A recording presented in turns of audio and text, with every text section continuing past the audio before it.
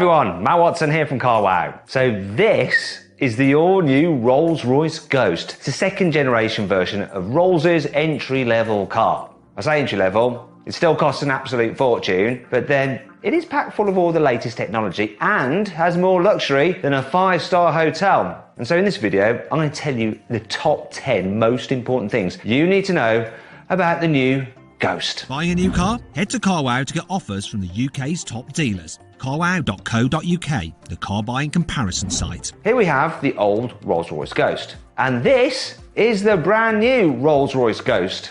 They actually look pretty similar at first, don't they? But Rolls-Royce has actually changed every single part of the new Ghost. It's all completely new. They've just done it in a really subtle way. Sort of like the way you'd renovate an old country house that's listed. You want to keep all its character, but you also want to make it feel modern inside. You're not just going to shove a jacuzzi on the front lawn now, are you? Overall, this means the Ghost is a bit less showy than the Phantom and the Cullinan. Its signature polished grille is a bit smaller, a bit less in your face. And those 21-inch alloy wheels get a less blingy two-tone design instead of a whole load of chrome. It's all about being subtle. Posh, expensive, but subtle. The new Rolls-Royce Ghost cabin is about as sumptuous as it gets. Well, if you don't count the even more luxurious Phantom. It's like I'm actually stroking a sheep. Anyway, the dashboard actually looks pretty similar to those cars. But that's not a bad thing, is it? They are even more expensive. It's actually nice and simple, but everything just feels and looks achingly luxurious, darling. All the buttons, all the materials, everything, lovely. I especially love the roller controls for the heater and the plungers for the air vents. And the satin wood trim on the dashboard is a nice touch as well. It just feels a bit more classier than a load of over-polished walnut like you get in old Rolls-Royces. The Ghost is only the baby of the Rolls-Royce range, but it's still absolutely massive inside. There's almost enough space in the back seats for you to social distance from your friends in the front. Almost. Just a bit less than 2 meters. I measured it. The boot is pretty massive as well. It's got a capacity of 500 litres. You're going to be able to fit a load of luggage in there. Enough space for some golf clubs and maybe a few Rembrandts you've just bought. The new Rolls-Royce Ghost comes with a 6.75 litre twin-turbo V12. And it's not a BMW engine. Rolls-Royce was very clear to me about that. It's their engine with their own part number and everything.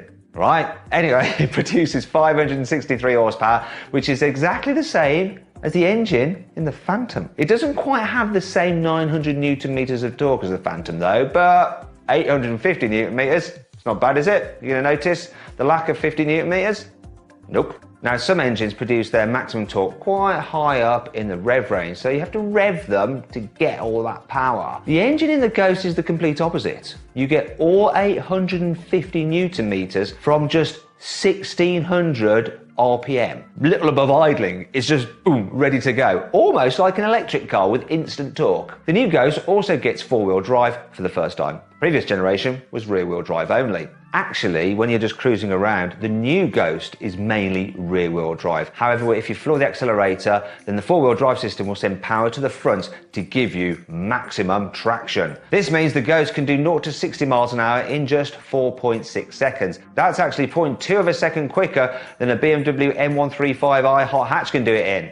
I don't know why I'm comparing those two cars. Let me know some other cars that the Rolls-Royce Ghost beats in the comments below. See if you can do a better job of this than me. The new Ghost 0 to 60 time is actually slightly quicker than that of the Phantom and the Cullinan, and it means that the Ghost is the quickest accelerating 4-door Rolls-Royce you can buy. Now, this is doubly impressive when you consider that it still weighs 2,490 kilos, which is a lot.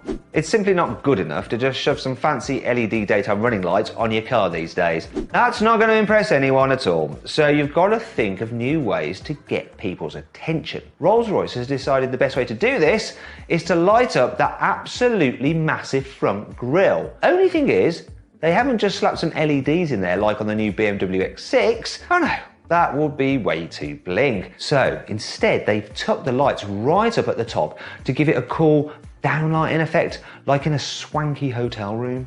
And they've even sandblasted the back of the grille so that it diffuses the light into a softer glow. It's all very, very nice, and it's that attention to detail which sets Rolls-Royce apart. Shut lines aren't normally that exciting. They're just the lines on a car where the body panels meet. But the Rolls-Royce Ghost doesn't really have any. It's like they've just made the whole body out of a massive piece of uber posh metal. So how the hell have they done that? Well, they actually hand welded every single part of the body shell to make sure there aren't any big unsightly gaps. To do this, they have two welders working side by side to stop the metal twisting in the heat. Even the bodywork around the brake lights has been welded up, so it's just one huge sheet of metal. Also, Rolls-Royce has managed to get rid of any ugly rain gutters in the car's roof as well. Instead, the stainless steel door frames guide the water away from the windows when you open the doors, so you don't get any water dripping on your head when you get out. There's actually a man at Rolls-Royce who had to go out and measure raindrops all over the world to make sure this frame was exactly the right size to channel the water properly. I wonder if they call him Rain Man.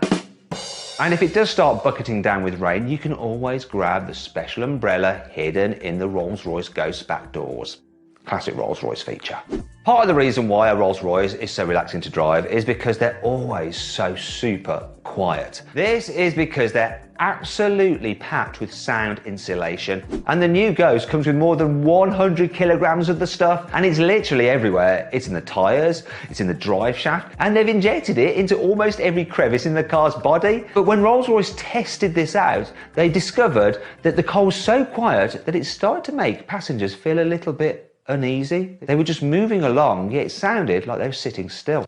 Messed up their brains. You see, your brain actually needs a bit of background noise to remind itself that you're in a car. Otherwise, you might start to feel a bit of motion sickness. So, to counteract this, Rolls-Royce went back to the drawing board and started to tune everything in the Ghost to resonate together like a massive musical instrument. And they did this to pretty much everything in the car. They even tuned the seat frames and smoothed out the insides of the pipes for the air conditioning. All this work means that every part of the Rolls-Royce cabins resonates at the same reassuring background frequency. Needless to say, all this acoustic tuning makes the new Ghost the perfect place to crank up some tunes. In fact, the only part of the body that doesn't have sound deadening in are the sills. This is because they actually act like resonance chambers for the stereo subwoofers. They just amplify the bass. It's as though they think of everything, isn't it?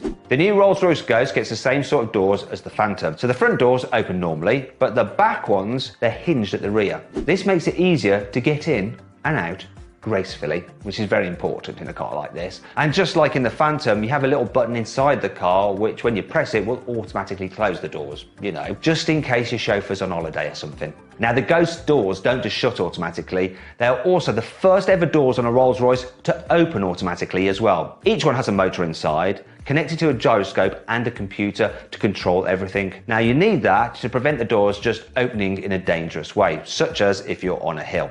To open the doors, all you have to do is just press a button and they'll just gently open. Every new Rolls-Royce Ghost gets air suspension as standard, so you can bet it'll be one of the most comfortable cars to travel in. The Ghost also gets Rolls-Royce's flag bearer system. This is basically a load of cameras and sensors in the front bumper that can scan the road for potholes. When they find a bump, they automatically soften the car suspension before any wheel hits it. You can just waft along without a care in the world. The automatic gearbox even uses data from the satellite navigation to help it know when to change gear. So if you're coming to a hill or a junction, it can change down in advance, so nothing is hurried. All this means that there's really less for Jeeves, your chauffeur, to worry about. But Rolls-Royce reckons people who buy a Ghost aren't just going to be ferried around in it. They're also going to want to drive it themselves. So they spent a load of time designing a whole new kind of suspension to make it feel better to drive than before. This uses two shock absorbers for each front wheel instead of just one, like you get in pretty much any other normal car. One is there to soak up all the bumps, and the other one makes sure that the Ghost stays dead level when you change lanes or pull out to overtake another car. It's the first time any production car has got a system like this. The new Ghost also gets rear wheel steering as well. This steers the rear wheels in the opposite direction to the front wheels at slow speeds, so you can make tighter turns. But when you're going faster, they steer in the same direction, which makes the car more stable. And that is something that you will want in a car that weighs almost 2.5 tons. Now, if you click on the pop-out banner up there, you can watch my full in-depth video review